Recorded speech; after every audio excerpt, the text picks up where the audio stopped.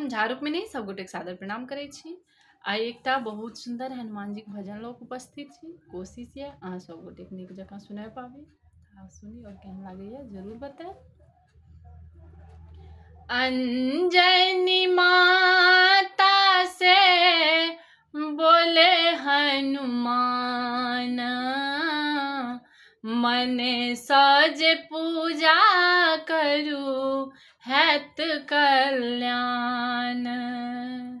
अंजनी माता से बोले हनुमान, मन सज पूजा करू हैत कल्याण।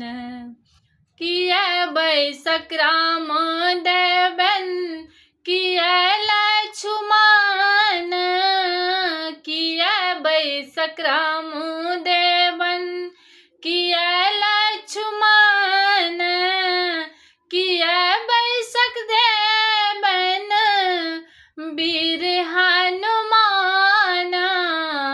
अंजनी माता से बोले हनुमान, मन साज पूजा करू हैत कल्याण।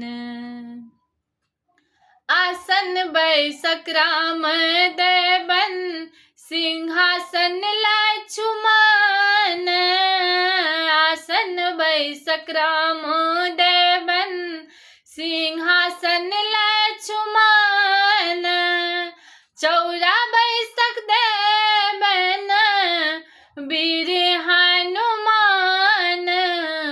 अंजनी माता से बोले हनुमान, मन साज पूजा करू हैत कल्याण। किए बैसक राम देवन